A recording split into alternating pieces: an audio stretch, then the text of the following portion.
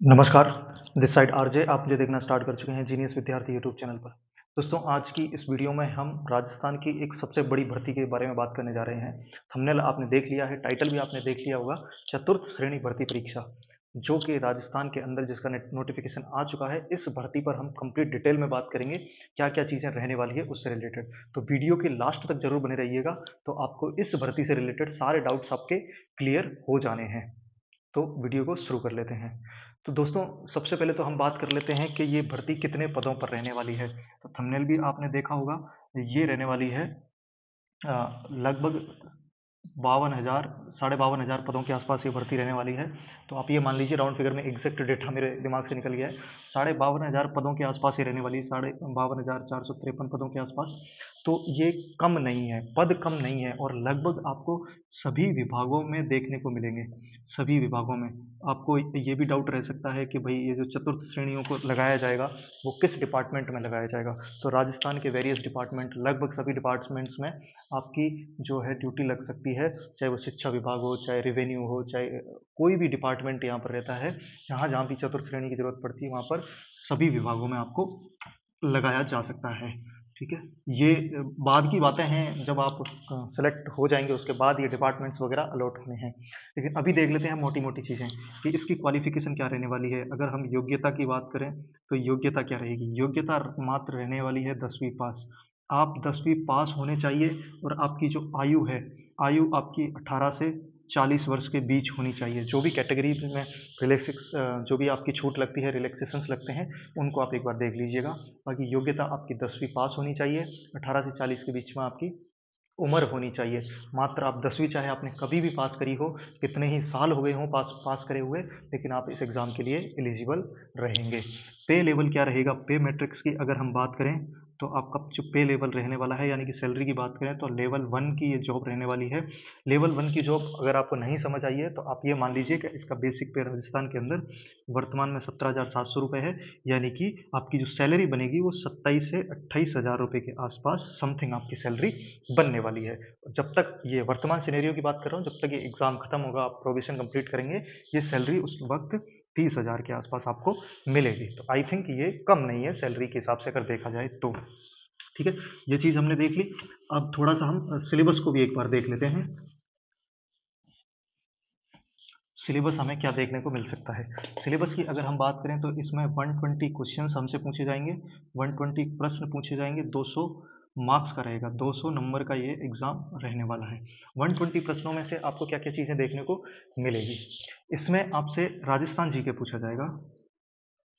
Rajasthan GK के अंदर geography के आपसे 10 क्वेश्चंस पूछे जाएंगे, पॉलिटी के भी 10 क्वेश्चंस पूछे जाएंगे, हिस्ट्री और कल्चर दोनों मिलाकर के 10 क्वेश्चंस पूछे जाएंगे। और इसके अलावा आपका क्या बच गया है, कंप्यूटर कंप्यूटर आपके 5 क्वेश्चंस आएंगे, और करंट अफेयर्स के 10 क्वेश्चन आएंगे, और साइंस के, जनरल साइंस के 5 क्वेश्चन आएंगे। इस तरीके से अगर आप देखेंगे तो ये हो जाते हैं आपके 50 क्वेश्चन आपके यहाँ पर हो जाते हैं। यानी कि ये वाला जो पार्ट है जिसको हम जीके का पार्ट बोल रहे हैं, 50 क्वेश्चन आपके रहने वाले हैं। इसके बाद अगर हम बात करें तो मैथ्स का भी अच्छा खासा वेटेज यहाँ पर हमें देखने को मिलेगा। 25 क्वेश्चन आपसे मैथ्स के पूछे जाएंगे, हिंदी के हिंदी के आपसे 30 क्वेश्चन पूछे जाएंगे, और इंग्लिश के आपसे 15 क्वेश्चन पूछे जाएंगे। तो इस तरीके से 50 क्वेश्चन यहाँ पर हो जाते हैं, 50 और 30 80 हो जाते हैं, 80 और 40 120 प्रश्न आपसे इस तरीके से पूछे जाएंगे। तो सिलेबस की अगर हम बात करें तो ठीक ठाक सिलेबस है, आप इसको कवर कर सकते हैं। पेपर का क्या लेवल रहेगा वो सारी चीज़ें बाद में हम कभी अलग वीडियो में डिस्कस कर लेंगे। मैथ्स का भी अच्छा वेटेज है, हिंदी की भी अच्छा वेटेज यहाँ पर है। लगभग सारी चीज़ों का वेटेज अच्छा है। सबसे ज़्यादा अगर हम देखें तो हिंदी का वेटेज हमें देखने को मिल रहा है, उसके बाद में मैथ्स का वेटेज यहाँ पर हमें देखने को मिल रहा है, उसके बाद इंग्लिश का है, और ये सारी चीज़ें लगभग आपसे 10-10 क्वेश्चन यहाँ से पूछी जाएगी। ठीक है, अभी हमने किन किन चीज़ों पर बात कर ली है, सिलेबस हमने देख लिया है, और ये ऑफिशियल सिलेबस है, नोटिफिकेशन आ चुका है अगर आपको नहीं पता है तो। अब हम थोड़ी सी इस चीज़ पर बात कर रहे हैं कि ये वैकेंसी किन लोगों के लिए है, किन लोगों को इस एग्ज़ाम की तैयारी करके चलना चाहिए।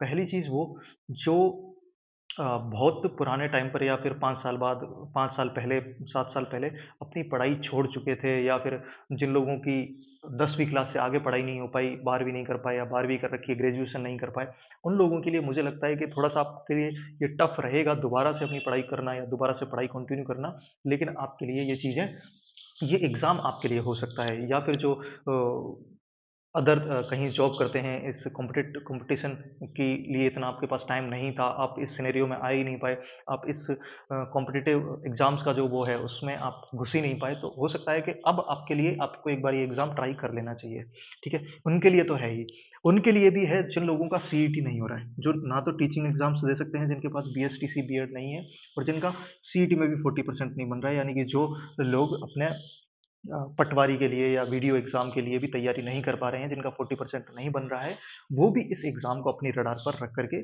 चल सकते हैं। उन लोगों के लिए भी है जैसा कि कल मैंने एक कमेंट देखा था कि भाई मैं तो एसएससी की तैयारी करता था और अब मैं एसएससी की तैयारी नहीं करता हूँ, मेरा तो जो सीईटी में 40% है ऐसे ही बन गया लेकिन मेरे को आता कुछ नहीं है। जिन लोगों को ऐसा लगता है कि भाई वीडियो में कम वैकेंसी आने वाली है, पटवारी में भी वैकेंसी कम आने वाली है, तो हो सकता है कि मेरा सिलेक्शन ना हो, वो भी इस एग्ज़ाम को अपने रडार पर रख कर के चल सकते हैं क्योंकि 53,000 वैकेंसी कम नहीं होती है दोस्त। लगभग 53,000 वैकेंसी कम नहीं होती है। अगर आप थोड़ा-सा भी फ़ोकस करके चलेंगे, अभी से इस सिलेबस को रडार पर रख कर के चलेंगे, तो कहीं न कहीं आप इस जो बेरोज़गारी का दौर है उस भीड़ से निकल कर के आप अपने आप को गवर्नमेंट जॉब तो एटलीस्ट दे पाएँगे। और सैलरी पे भी मैंने बताई है पटवारी वीडियो और इनमें लेवल का डिफ़रेंस है लेकिन सैलरी में इतना ज़्यादा डिफ़रेंस बहुत ज़्यादा नहीं है और ये भी नहीं है कि आपको पूरी ज़िंदगी भर 4th ग्रेड रहना है। आप 8 से 9 सालों में आपका प्रमोशन हो जाता है, आप एलडीसी बन जाते हैं, उसके बाद यूडीसी बन जाते हैं। तो इस तरीके से प्रमोशन भी आपके बहुत जल्दी हो जाने हैं।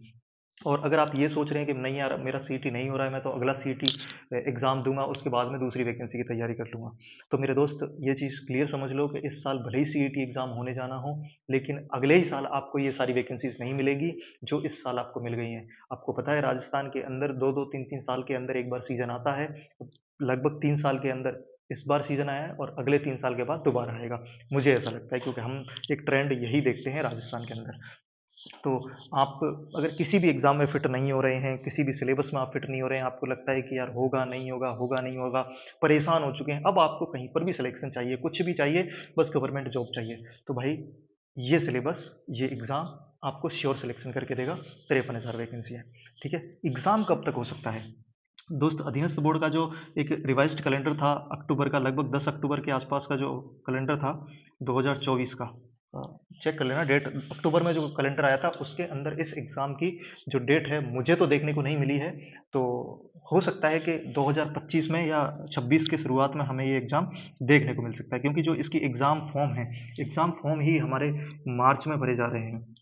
मार्च में भरे जाएँगे तो मुझे लगता है कि 25 के एंड तक या फिर 25 के एंड तक भी नहीं होता है तो 26 के स्टार्टिंग में जनवरी से लेकर के मार्च तक के आसपास ये एग्ज़ाम हमें देखने को मिल सकता है।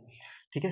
ये सारी चीज़ें यहाँ पर हमने देख ली हैं और हमने ये चीज़ भी बात कर ली है कि किस तरीके से आपके एग्ज़ाम फॉर्म कब स्टार्ट होने वाले हैं, सिलेबस क्या रहने वाला है, किन-किन लोगों के लिए ये एग्ज़ाम बहुत सही रहने वाला है। नंबर ऑफ वैकेंसीज़ भी काफ़ी सही है, सिलेबस भी आप अगर आप देख रहे हैं, तो ये मतलब ऐसा एग्ज़ाम है कि जिसमें जो लोग काफ़ी परेशान हो चुके थे, हताश हो चुके थे, वो अब यहाँ पर वो कर सकते हैं। लेकिन कहीं न कहीं दिमाग में एक ये चीज़ भी रहती है कि यार 4th ग्रेड बनूँगा क्या? 4th ग्रेड का एग्ज़ाम दूँगा क्या?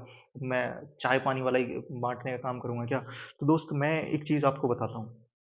अभी जितने भी लोग आप ये वीडियो देख रहे होंगे इस एग्ज़ाम को लेकर के, तो आप भले ही इस एग्ज़ाम की जो क्वालिफ़िकेशन है वो 10वीं पास है, लेकिन आपने ग्रेजुएशन करी हुई है ना? आप देख रहे हो आपने ग्रेजुएशन करी हुई है, आपने हो सकता है ग्रेजुएशन के बाद पोस्ट ग्रेजुएशन भी कर रखी हो, आपने बहुत अच्छे-अच्छे एग्ज़ाम्स दे रखे हैं, आप वेल क्वालिफ़ाइड हो, आपके अंदर वो सारी चीज़ें हैं। तो आप ये मान कर के चलिए कि अगर आप इस एग्ज़ाम के थ्रू भी किसी भी डिपार्टमेंट में सेलेक्ट होकर के जाएँगे, तो वो डिपार्टमेंट आपसे चाय-पानी का काम ही नहीं करवाएगा। आप ये मान कर के चलिए कि आपको बहुत अच्छी चीज़ें आपसे करवाई जाएगी, आपसे डॉक्यूमेंटेशंस के काम आपसे करवाए जाएँगे क्योंकि आप इतने क्वालिफ़ाइड हो, आपको सारी चीज़ों की नॉलेज है, आप हर चीज़ में परफ़ेक्ट हो क्योंकि आप ओनली 10वीं पास तो नहीं हो ना, आप ओनली ऐसे ही तो उठ के नहीं जा रहे हो यहाँ पर। आप तो ये समझ कर के चलिए कि यार हम एक मजबूरी है तो इस एग्ज़ाम को दे रहे हैं, कि हमारे कहीं और सिलेक्शन नहीं हो पा रहे हैं, इसलिए तो हम इस एग्ज़ाम को दे रहे हैं। तो आप ये मान कर के चलिए कि डिपार्टमेंट आपसे बहुत अच्छी तरीके से आपको यूज़ करेगा और आप ये मान कर के चलिए कि आपसे बहुत अच्छी तरीके से काम करवाया जाएगा। जो कैपेबिलिटीज़, जो एबिलिटीज़ आपके अंदर हैं, जो नॉलेज आपके अंदर है, उस नॉलेज का पूरा यूज़ किया जाएगा और आपसे बहुत अच्छे जो डिपार्टमेंट के काम होते हैं, ऑफ़िशियल काम होते हैं, वो आपसे करवाए जाएँगे। आप ये दिमाग में नहीं रखिएगा कि यार मुझे झाड़ू-पोंछे करने पड़ेंगे, चाय-पानी पिलाने पड़ेंगे, तो ये चीज़ आप दिमाग में मत रखिए। और आजकल सारी चीज़ें चल रही है, उसके अल्टरनेट भी हैं, चाय-पानी, झाड़ू-पोंछे के भी अल्टरनेट हैं। तो आप एक बहुत अच्छे काम करते हुए ऑफ़िस के अंदर नज़र आ रहे होंगे, आप ये चीज़ दिमाग में रखिए। आप मात्र इस नाम से इस एग्ज़ाम को इग्नोर करें, तो ये मुझे लगता है कि बिल्कुल भी सही नहीं होगा, क्योंकि जब आप इस एग्ज़ाम में सेलेक्ट होंगे, तो आपको पता चलेगा कि जैसा आपने सोचा था, वैसा बिल्कुल भी नहीं है। मैंने आपको लगभग सारी चीज़ें समझाने की कोशिश करी है, इसका काम भी समझाने की कोशिश करी है कि अभी तक क्या होता हुआ आ रहा था, लेकिन अगर आप सेलेक्ट होके जाएँगे तो आप क्या करेंगे? वो भी मैंने थोड़ी-सी आपको एक चीज़ रखने की कोशिश करी है कि आपकी शक्तियों का, आपकी एबिलिटीज़ का, आपकी नॉलेज का पूरा उपयोग डिपार्टमेंट आपसे कराएगा और आपको कभी भी ऐसा नहीं लगेगा कि आप इस एग्ज़ाम के थ्रू इस पोस्ट पर बैठे हुए हैं या इस डिपार्टमेंट में हैं। तो मेरे हिसाब से जिन लोगों का जो भी लोग इस एग्ज़ाम में फिट बैठते हैं, वो इस सिलेबस को लेकर के चलना स्टार्ट कर देंगे। इससे रिलेटेड या किसी से भी रिलेटेड अगर कोई भी जानकारी आप मेरे से लेना चाहते हैं या मेरे से कोई पर्सनल बात करना चाहते हैं, तो मैंने आपको हमेशा से नंबर दिए हैं, आज फिर से दे देता हूँ। ये मात्र व्हाट्सएप नंबर है, आप इस पे मेरे को व्हाट्सएप कर सकते हैं या मेरे को इंस्टाग्राम पर मैसेज कर सकते हैं, आरजमीना 10x। और एप्लीकेशन, अगर आप पटवारी की तैयारी कर रहे हैं तो पटवारी के लिए हमने कुछ पीवाईक्यूज डाल रखे हैं टेस्ट के रूप में, वो सारे मिल जाएंगे आपको डिस्क्रिप्शन में। जीनियस विद्यार्थी एप्लीकेशन का लिंक दे रखा है, जो कि हमारी खुद की एप्लीकेशन है और हमने खुद ने वो टेस्ट डाले हुए हैं। तो वहाँ से जाकर के गत परीक्षाओं में जो 4 शिफ्टों में पटवारी का एग्जाम हुआ था, वो जाकर के आप वहाँ से अटेम्प्ट कर सकते हैं, बिल्कुल फ्री है। ठीक है? चैनल पर नए मेहमान हो तो चैनल को सब्सक्राइब ज़रूर करके जाइएगा। वीडियो पसंद आए वीडियो को लाइक करें। जो भी आपके सुझाव या सवाल हैं वो कमेंट बॉक्स में रख दीजिए। मैं मिलता हूँ आपसे अगली वीडियो में। Thank you so much.